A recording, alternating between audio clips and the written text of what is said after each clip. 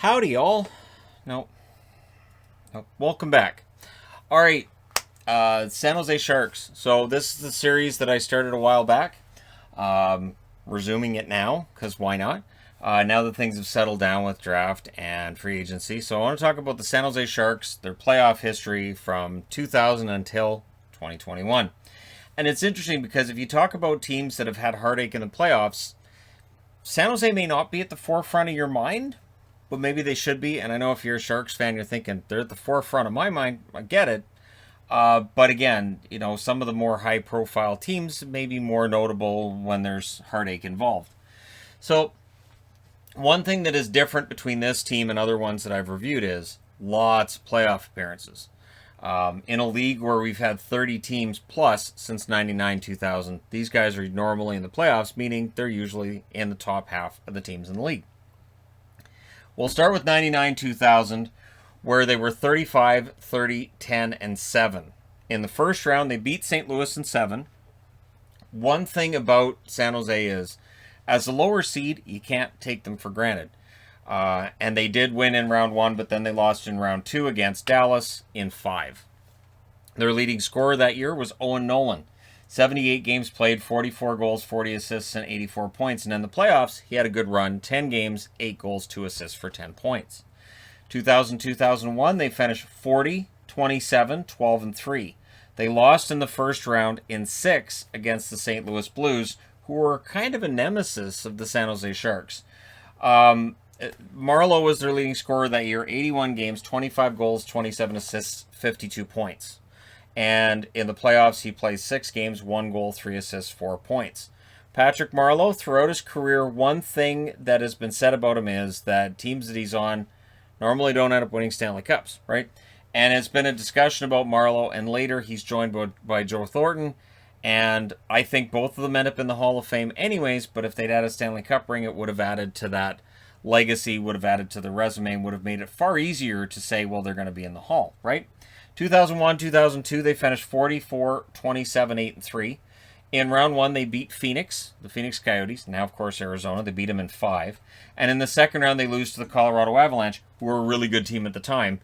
They lost in 7. Owen Nolan, 75 games played, is their leading scorer, 23 goals, 43 assists, 66 points. And in the playoffs, 12 games, 3 goals, 6 assists for 9 points. So one of the rare times early on here that they missed the playoffs, 2002-2003, they finished 28, 37, 9, and 8. Very uncharacteristic for them as they missed the playoffs. Teemu Selanne is their leading scorer that year. 82 games, 28 goals, 36 assists, 64 points. Selanne, of course, thought of more as a Duck than as a Shark, but he had a good run with the Sharks too. And, of course, he had the 1 year in Colorado as well. 2003-2004, they're back in the playoffs. Much better record, 43, 21, 12, and 6. In the first round, they beat St. Louis in 5. In the second round, they beat Colorado in 6. And then in the conference finals, they lose against Calgary in a thrilling series in 6. So San Jose, close but no cigar. And if they get to the Stanley Cup Final in 2004, they would have played against Tampa, and who knows what might have happened. As in 2004, they were a pretty high seed. However, Calgary, being led by Kiprusoff, knocks them out. So we get the lockout season, wiped out 04-05. Might have been one of the teams that were hurt by that, as they were a top seed going in. Coming out, 2005-2006, they're a lower seed, but 44, 27, and 11 is a pretty good record. In round 1, they beat the Nashville Predators in 5. In the second round, they lose to the Oilers in 6. So they lose to the Oilers as the Oilers are on their way to a Stanley Cup Final. So both Calgary and Edmonton, to get the Stanley Cup Final, had to knock out the San Jose Sharks. Then Chichu's their leading scorer that year. 82 games, 56 goals, 37 assists, 93 points. Jonathan Chichu was a machine that year. 11 games in the playoffs, 4 goals, 5 assists for 9 points. So things look pretty good for San Jose. Chichu's still young, 56-goal season. What's he going to do next? There were rumblings about, hey, maybe he scores 60. Didn't happen. 2006-2007, the team record gets better, 51, 26, and 5. Round 1, they knock out Nashville again in 5. Round 2, they lose against Detroit in 6. So Detroit takes them out. Joe Thornton's their leading scorer that year, 82 games, 22 goals, 92 assists for 114 points. So now you've got Thornton, you've got Marleau, and in the playoffs, 11 games, 1 goal, 10 assists for Thornton for 11 points. Thornton was always pass first, and he really embraced that for most of his run in San Jose. 2007-2008, they finished 49, 23, and 10. Very good record again. Round 1, they knocked out Calgary in 7, so they get their revenge for 04.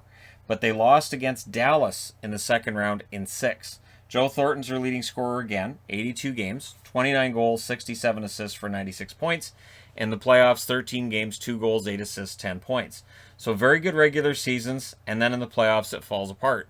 2008-2009, that narrative doesn't change. They go 53, 18, and 11, and then in the playoffs they lost in the first round to Anaheim in 6. And again, anytime you've got a series between two California teams, it can be a lot of hate in there. Joe Thornton leads them in scoring again, 82 games, 25 goals, 61 assists for 86 points. So his points totals are dropping every year after that 114-point season, but still very good totals. 6 games in the playoffs, 1 goal, 4 assists, 5 points. This is right around where you get into that narrative of, can San Jose win? Is Thornton able to lead them to a win? Is Marleau able to lead them to a win? What else did they need to do? 2009-2010, 51, 20, and 11 is their record. They have a little more success in the playoffs. They beat Colorado in the first round in 6. Then they beat Detroit in the second round in 5. So that's 2 really pretty good teams you're knocking out. And then in the conference final, they ran into Chicago, and Chicago said no. Sweeps them. 4 games straight. So Thornton, 79 games played, 20 goals, 69 assists, 89 points in the regular season. In the playoffs, 15 games played, 3 goals, 9 assists for 12 points. Again, that's your whole storyline is, can they win in the playoffs? 2010-2011, again, 48, 25, and 9, very good regular season. Playoffs, they have some success. They knocked out the Kings in the first round in 6. They knocked out Detroit in the second round in 7. But then in the conference finals, they play Vancouver, and they lose in 5. So it's a conference final here, conference final here, conference final here. Close but no cigar for San Jose. Marleau's the leading scorer that year. 82 games, 37 goals, 36 assists, 73 points. In the playoffs, he plays 18 games, 7 goals, 6 assists, 13 points. And I remember as a Canuck fan that year, not really being all that worried about San Jose and feeling like Vancouver was pretty well matched against San Jose, and that round definitely showed that. So 2011-2012, they finished 42, 29, and 10, but they lost in the first round to St. Louis. As I said, St. Louis kind of a nemesis here. They lose in 5. Joe Thornton's the leading scorer, 82 games, 18 goals, 59 assists for 77 points. In the playoffs, 5 games played, 2 goals, 3 assists for 5 points.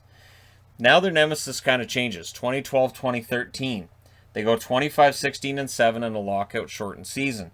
They sweep Vancouver in the first round. Vancouver, who had been beaten in 2012 in the first round by the Kings, well, now San Jose moves on to play the Kings after sweeping the Canucks, and they lost that series in 7 against the LA Kings. Thornton, 48 games played. Sorry, 48, not 78. 48 games played, 7 goals, 33 assists for 40 points. And in the playoffs, 11 games, 2 goals, 8 assists, 10 points. So Thornton's their leading scorer. Things look pretty good after that first round sweep. And then in the second round, LA takes him out in a pretty hard-fought series. 2014, this is the big year. It's the big year. Unless you were cheering for the Sharks this time around. 51, 22, and 9 is their record. They lose against LA in the first round in a spectacular fashion. They were up 3-0. This was their series. This was their time, right? San Jose, who's had so many heartbreaks, and it looks like maybe this is going to be the year. Because LA is a contender, right? LA wins 4 in a row to knock them out in 7. Pavelski was the leading scorer that year. 82 games, 41 goals, 38 assists for 79 points in the playoffs. 7 games played, 2 goals, 4 assists, 6 points. And that's really the height of discussions of San Jose not being able to win when they need to. 2014-2015, they don't make the playoffs. They finished 40, 33, and 9. No playoffs. Pavelski's the leading scorer again. 82 games, 37 goals, 33 assists for 70 points. So Pavelski's become the leader, and we don't have playoffs. 2015-2016, they make up for that big time. They only win an extra 6 games out of 82, but it gets them in the playoffs, and once they get there, 46, 30, and 6 was their record that year. First round, they took out LA in 5. So they avenged themselves against the Kings that year. Second round, they beat Nashville in 7. Beating Nashville's kind of something they've been able to do, right? Conference final, they play St. Louis. It's their nemesis. They take out their nemesis in 6 to go to a Stanley Cup Final against against Pittsburgh. And against Pittsburgh, they lost in 6. Hard-fought series, Pittsburgh just the better team. Sidney Crosby, Malkin, and everybody just the better team. And so for San Jose, nothing to hang their heads about. And still discussions of, so they should be able to win a Stanley Cup with this group.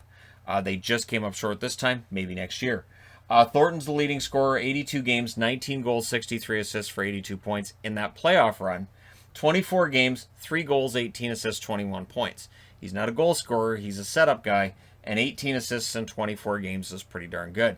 So 2016-2017, with pretty high expectations, they finished 46, 29, and 7, almost an identical record to the year before. However, in the first round, they lose to the Oilers in 6. Now, of course, the last time the Oilers knocked them out, the Oilers went to the Stanley Cup Final, so Oiler fans can be forgiven for thinking maybe it's going to happen again.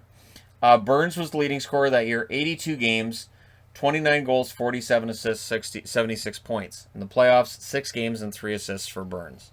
So now we're back to so can they win? 2017-2018, the answer is no. 45, 27, and 10 is the regular season record. They sweep Anaheim in the first round, so the Ducks aren't a problem in the first round. Second round, Vegas takes them out in 6. And that was the series where Martin Jones really, really struggled against Vegas. First shot goals, second shot goals, third shot goals. It was a rough series for Jones and for the San Jose Sharks. Burns is their leading scorer that year as well. 82 games, 12 goals, 55 assists, 67 points. In the playoffs, 10 games, 3 goals, 4 assists, 7 points. So if you look at Burns' contract and think, that seems to be a little bit high. Absolutely justified that they gave him the contract when they did, but it is also a reason why when I see long-term contracts, I always say there's that risk. Because there's always that risk that somebody's scoring may drop back, or you may be taking money from other parts of the team, and it may hurt you long-term. 2018-2019, they finished 46, 27, and 9. So again, their records are very similar throughout this, right? In the first round, they beat Vegas 4-3, and they were down 3-1. Of course, they were down in that Game 7. Then you get the major penalty. They score a bunch of goals. They end up winning that in overtime, and they move on. Second round against Colorado, some controversy in that series as well, but they win it in 7. And then against St. Louis in the conference finals, they lost that series in 6. And of course, there's the hand pass goal that took place in that one as well. There was a controversy in every series, which made me feel bad for the Sharks, which, as somebody who had hated the Sharks as recently as a couple years before that, it felt kind of weird to feel bad for the Sharks. Yet there I was. Because I thought that all the controversies took away from what was a pretty good run and a pretty good team as well. So Burns is the leading scorer that year, 82 games, 16 goals, 67 assists for 83 points. Brent Burns, their leading scorer 3 years in a row. 20 games in the playoffs for Burns, 5 goals, 11 assists, 16 points. 2019-2020 is where it happens. They crash, right? And they haven't really recovered from that crash. So they were 29, 36, and 5, no playoffs. Timo Meier's their leading scorer that year. 70 games, 22 goals, 27 assists, 49 points. 2020-2021, also no playoffs as they finished 21, 28, and 7. And, right, this past season, they just didn't seem to have it. Evander Kane's their leading scorer, 56 games, 22 goals, 27 assists, 49 points.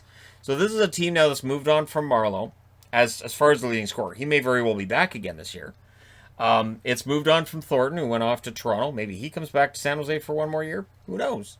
But they've also moved on from Martin Jones, and it really feels like they're in flux right now. The interesting thing is, if you look at where they finish in each year and how their playoffs go, let's go ahead and run through this, shall we? 2000, they're the number 8 seed. They win in the first round. 2001, they're the number 5 seed. They lose in the first round. So being a higher seed doesn't always help San Jose. Being the number 3 seed in 2002, they get through round 1. They lose in the second round. 2003, no playoffs. 2004, they were actually a number 2 seed and lost to Calgary in the conference finals. 2006, they were a number 5 seed, lost in the second round. 2007, they were number 5 seed again. They lose in the second round. But it is the run after that where they get that reputation for being a team that is a high seed, probably going to lose in the playoffs. 2008, they're the number 2 seed that year. They lost in the second round. 2009, they're the number 1 seed in the West. They lost in the first round. 2010, they're the number 1 seed in the West. They lost in the conference finals. 2011, they were the number 2 seed that year, and they lost in the conference finals. So 2-1-1-2. Since then, some success, but they were a number 7 seed in 2012 when they lost in the first round. 2013, they're the number 6 seed in the West, and they lost in the second round that year.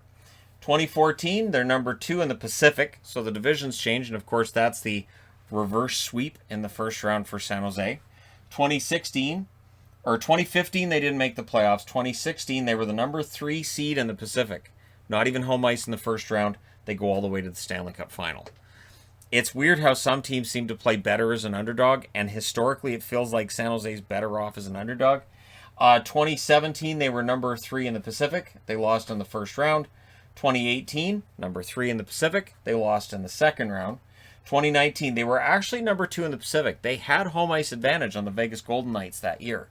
So while Vegas is seen as being this great team in the regular season, and they are, one that can get over the hump in the playoffs, which they have 3 times out of 4, San Jose actually had home ice against them that year. And then they lost, of course, in the conference final. They were the number 2 seed in the Pacific. St. Louis was the number 3 seed in the Central. 2020 and 2021, no playoffs. I guess the question I have with San Jose is how long is it going to take for them to get back in the playoffs? Is Doug Wilson right? Are they close enough to being a playoff team that they don't really need to make big changes?